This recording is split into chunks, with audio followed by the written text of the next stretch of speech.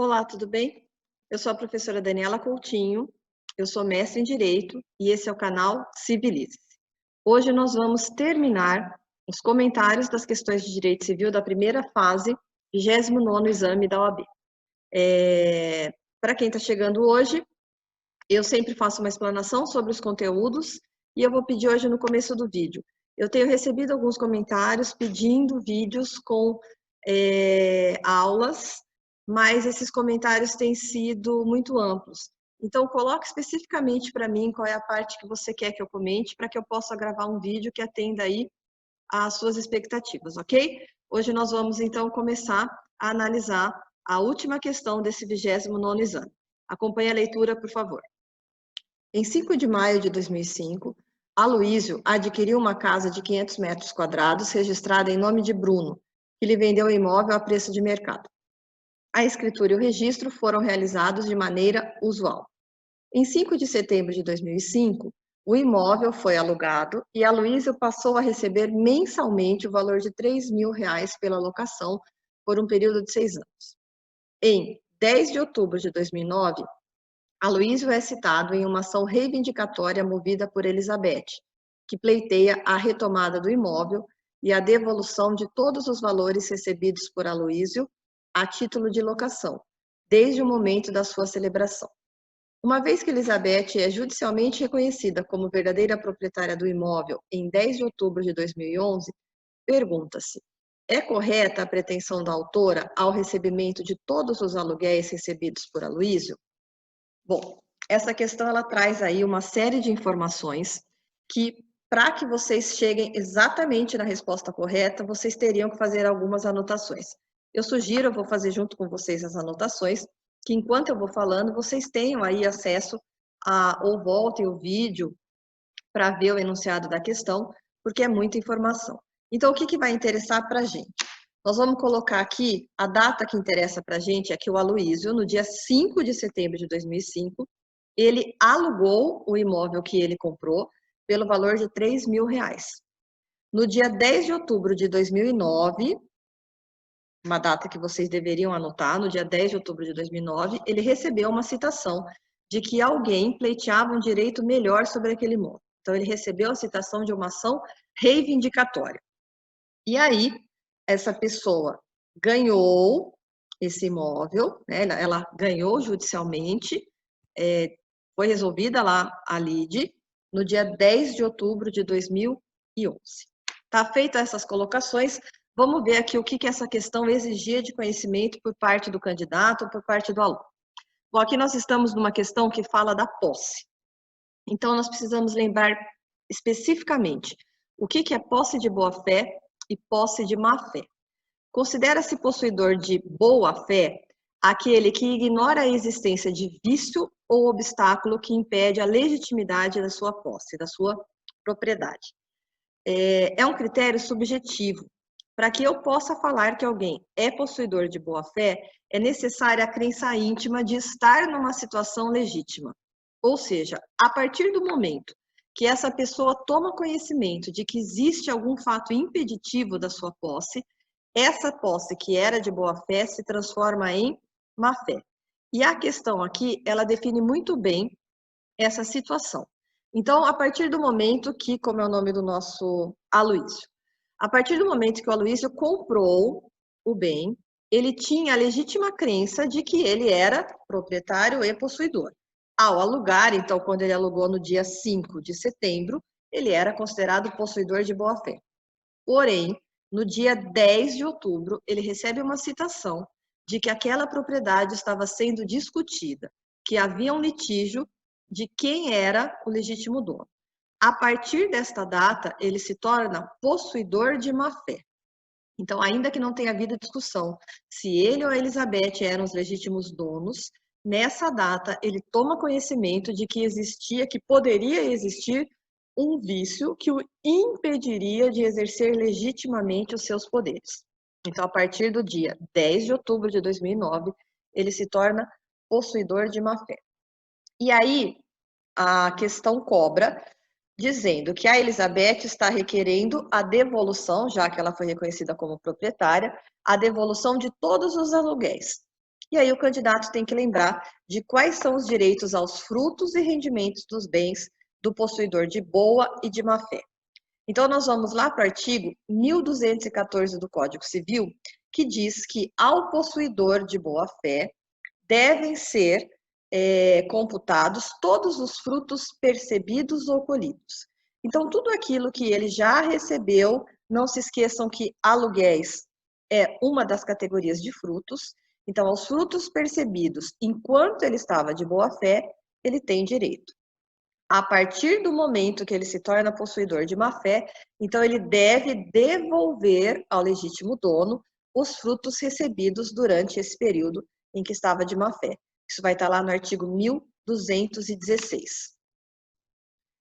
Para essa questão, eu acho interessante que nós leiamos os artigos aqui nesse vídeo mesmo. Olha lá o caput do artigo 1214 do Código Civil. O possuidor de boa-fé tem direito, enquanto ela durar, aos frutos percebidos. Então, aqui não resta dúvida, por expressa previsão legal, de que enquanto ele era possuidor de boa-fé, ele fará jus aos aluguéis.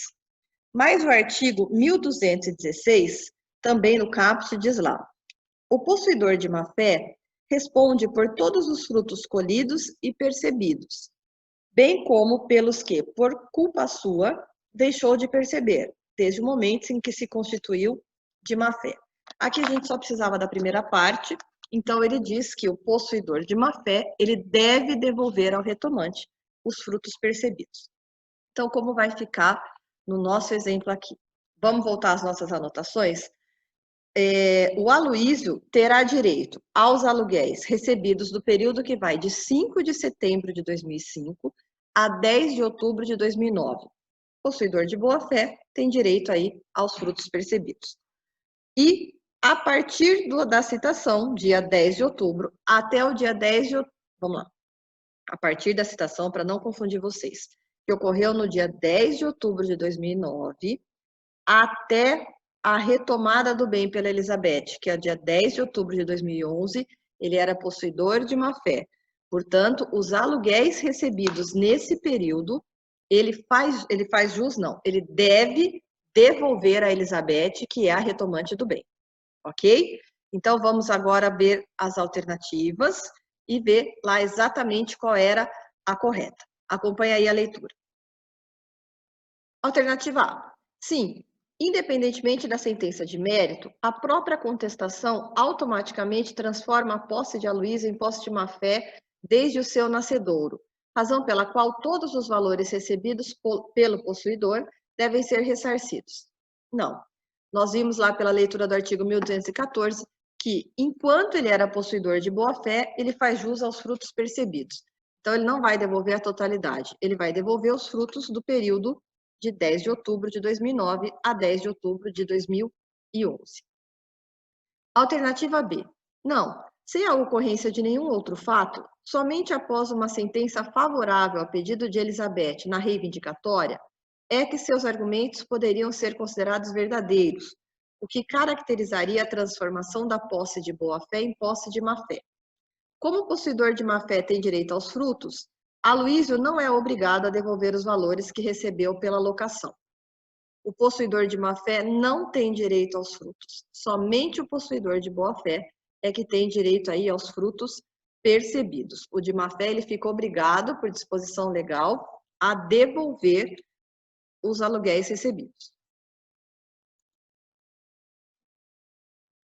Alternativa D. Não, apesar de Elizabeth ter obtido o provimento judicial que pretendia, Aloísio não lhe deve qualquer valor, pois, sendo possuidor com justo título, tem em seu favor a presunção absoluta de veracidade quanto à sua boa-fé. Logo no início do comentário dessa questão, eu comentei com vocês que a boa-fé, ela é um critério subjetivo. Ela vai existir até o momento em que ele toma conhecimento de que existia algum impedimento ou vício para que impedisse aí a sua aquisição legítima. E ele tomou conhecimento a partir do momento que ele foi citado na ação reivindicatória, motivo pelo qual essa alternativa tem que ser descartada. E aí, restou a alternativa C. Não, sem a ocorrência de nenhum outro fato, e uma vez que Elizabeth foi vitoriosa em seu pleito, a posse de Aloísio passa a ser qualificada como de má-fé desde a sua citação no processo, momento em que Aloísio tomou conhecimento dos fatos ao final reputados como verdadeiros, exigindo em tais condições a devolução dos frutos recebidos entre 10 de outubro de 2009 e a data de encerramento do contrato de locação. Bom, a alternativa C, ela traz exatamente aí o que nós comentamos. Então, o possuidor de boa-fé tem direito aos frutos percebidos enquanto ela durar.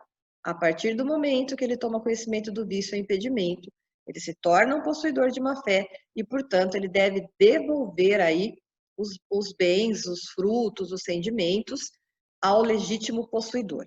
Então, nós temos aqui para essa questão, artigo 1201, que vai falar do que é possuidor de boa-fé, de má-fé, 1214 e 1216 do Código Civil. Com isso, nós terminamos os comentários do nosso 29º exame da OAB, a parte de civil. Bons estudos. Não deixem de estudar junto com o código.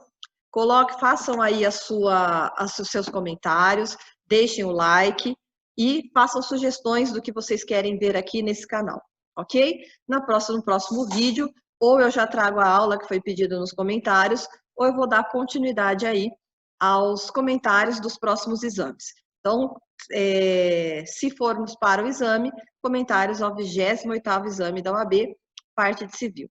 Bons estudos e até a próxima!